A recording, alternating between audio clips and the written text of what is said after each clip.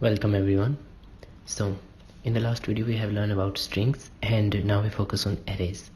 So before arrays, I want to tell you that it's not necessary that you must have to use arrays. Instead of arrays you can just simply use variables, but you have to define a large number of variables. Then, as I told you in the last video, then that what is the requirement of arrays and strings. And one more thing is that the videos for these lectures are very large, so try to focus on every single minute of the video, because they become boring, as I truly say, in last. Then you know that consistency is what makes you different from others, so try to focus till the end of the video. I can just simply separate the videos, but it's on you. I want to just put it on you that you want to focus or not. So I just hope that you should focus on the complete video. So now let's move to arrays. So as I told you that these are just simply numbers. This is a float, and the collection of these in a single set is known as an array. So arrays are just simply collection of number in form of sets, and we can use them to get rid of declaring a large number of variables.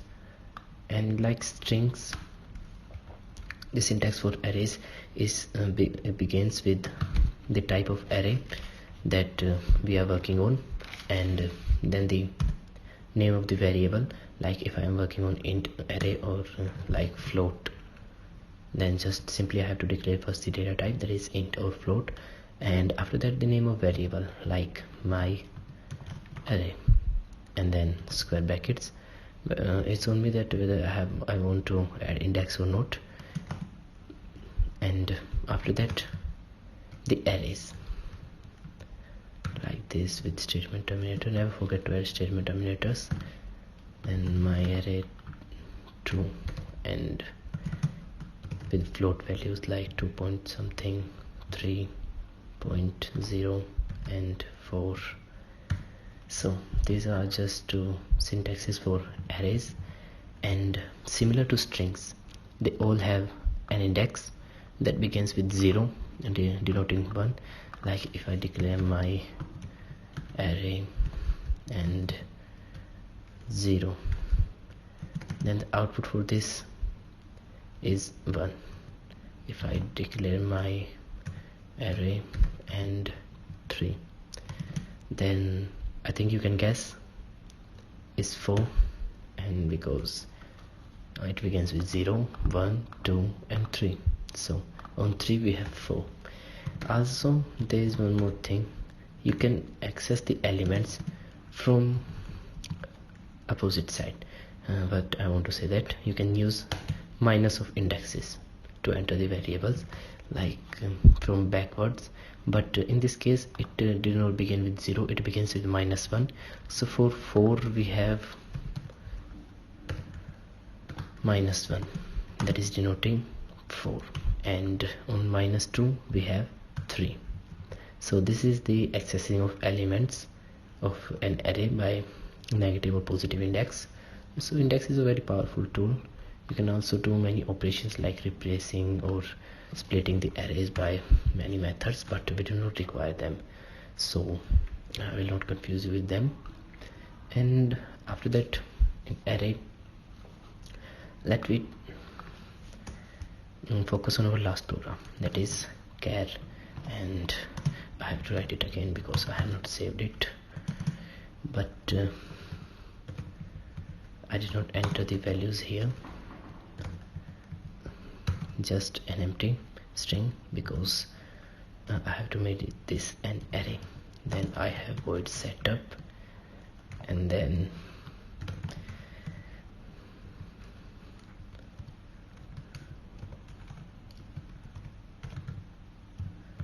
serial dot begin and 9600.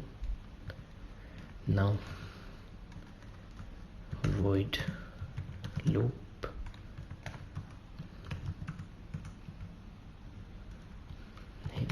we have 4 and I as a initial variable, that is an integer value, int I equal to 0, and condition for this is less than, that we also included 6 here, and then increment of 1. And what happens inside the loop is, now this is a mini challenge for you. You have to enter command for serial print of printing the string elements. So try it now. I think you got up, and that is serial dot println, and we have my string, and I with the statement terminator, and after that we put a delay of 1 second this time, because last time it's very fast.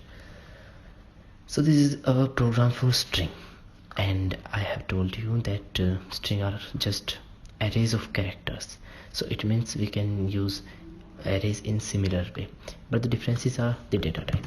Instead of character, we have declared it as integer or float value, or other data types like unsigned, ints, long, etc. And name for our array is my array, and elements are numbers this time.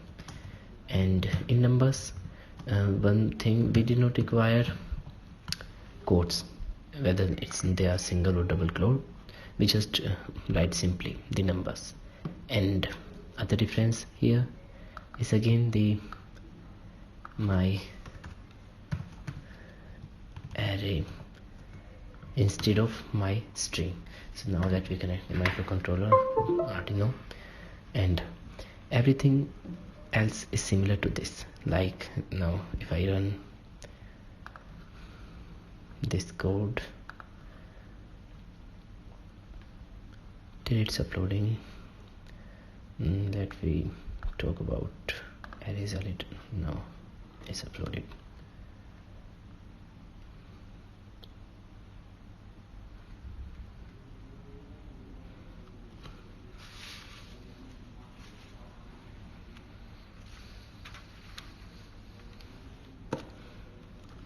So now you can check on serial monitor. Here we have 1, 2, 3, 4, 5, 6, and in this similar way you can do anything with the arrays. They are a very powerful tool, and now I think it's not required because you have seen the output. And in the similar way we can use arrays to access LED pins or our output pins in many different ways. Like let me focus on an example here to make it more clear. Let me declare an LED pin now that have a value of 10. Instead, let we declare an array and provided pin numbers, let 8, 9, 10, 11. I think 4 are enough. And now just void setup, and as I have mentioned before, if I have not declared the array, then how should I declare the pin modes? That is pin mode to initialize this, and LED pin and output. And in this similar way I have to declare this 4 times, that is for LED pin denoting pin number 8, LED pin denoting pin number 9, and LED pin denoting pin number 10 and 11. But we have used array, so we just require a single initialization. So this is the practical use of arrays, and for this that I have written this code to make it clear to you. And now let me do something like first we glow 2 of these LED and then glow other 2. So here again a mini challenge for you. You have to write a code for giving an output of high to pin number 8 and 10 and low to pin number 9 and 11. So try to write the code by pausing the video.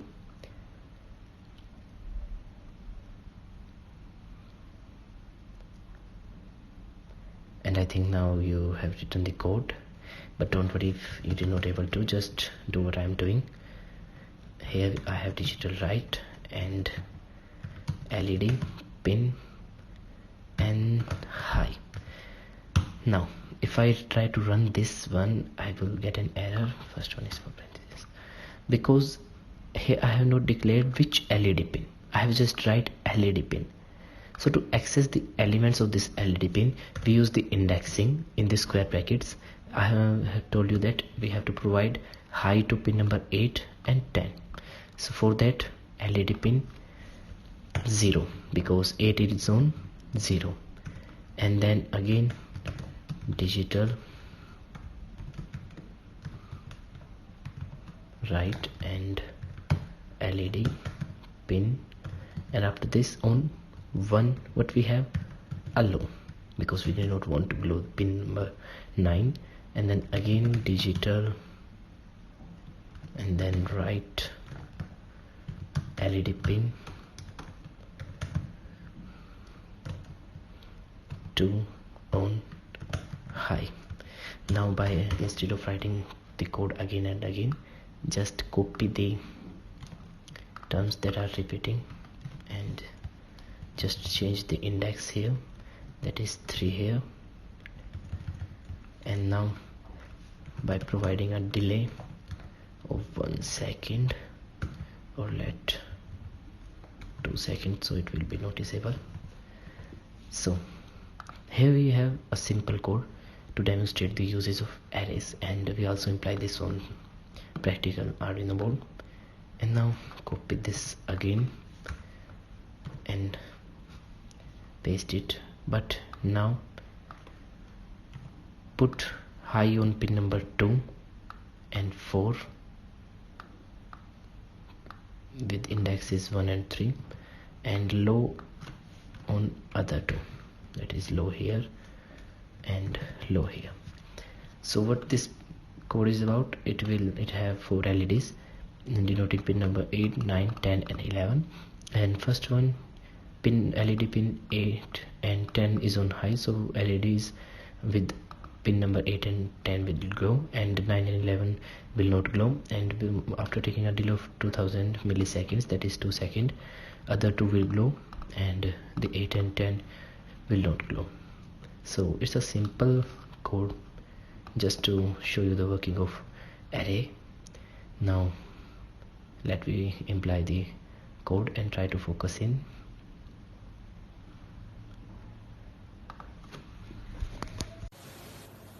Now we are here on the board, and let me try to build the code on the board so that it will be clear to you.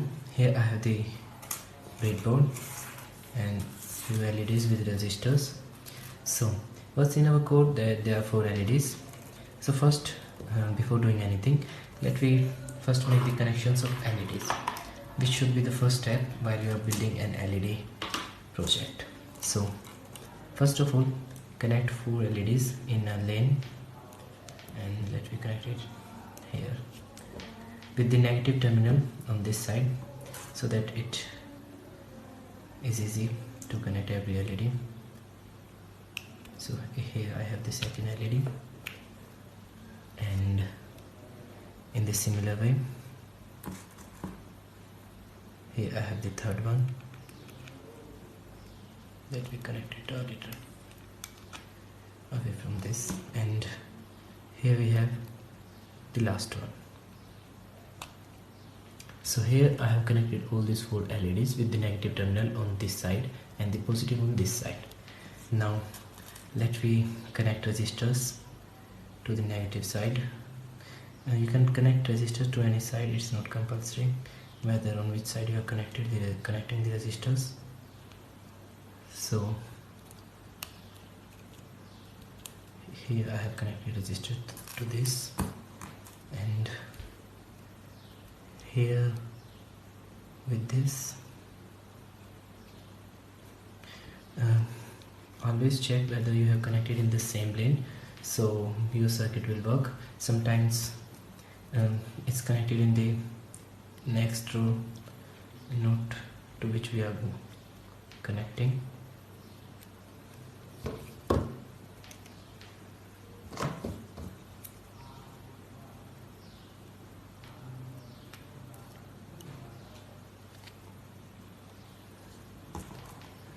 And one more thing, sometime you get error while writing your code, and the Arduino IDE will denote you that you should have to move the code in a folder naming XYZ, whatever he's asking. Then don't get panic, just make a folder with the name. The Arduino IDE is showing you the error, and then connect to and then upload the code. And now here, as you can see, I have connected all these 4 LEDs with resistors on this board. And now one more thing I have told you, to make the ground common. So here connect wire to negative sides of every LED.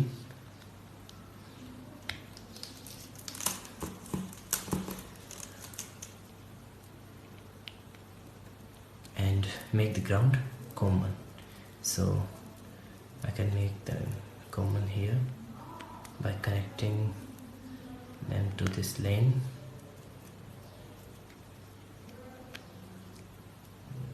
And now just taking a single output from this,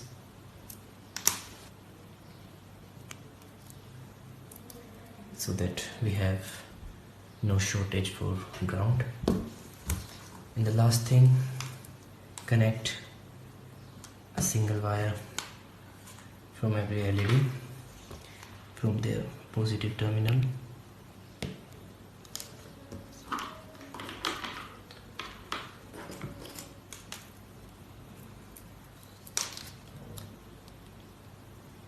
Now our breadboard connections are nearly completed, and here we go. Here we have connected all these connections, and try to focus on the connections very well, so it will not irritate you, because it feels irritation when you did not get output by when you have built the code. And now let me move to Arduino. Here we have the Arduino, in which I have already uploaded the code. So first of all, here I have connected the common ground, and we have connected LEDs to pin number 8, 9, 10 and 11. So here I have connected to 11, and then here I have connected to 10, and then here I have connected to pin number 9, and with this pin number 8. So some LEDs are glowing already. So as you can see here in our code, the first 2 LEDs are glowing, and then another 2, they are little with low brightness, but you can see here red and green, here yellow, and that last one, then again 2, then again 2. It's nearly visible. Yes, it is. So this is our code working here. You can check it by yourself also, and use proper brightness LEDs. Here I got low brightness LEDs. So this is our code, and here we have completed it. So I hope you are enjoying the course. Now see you in the next video. Thanks for watching.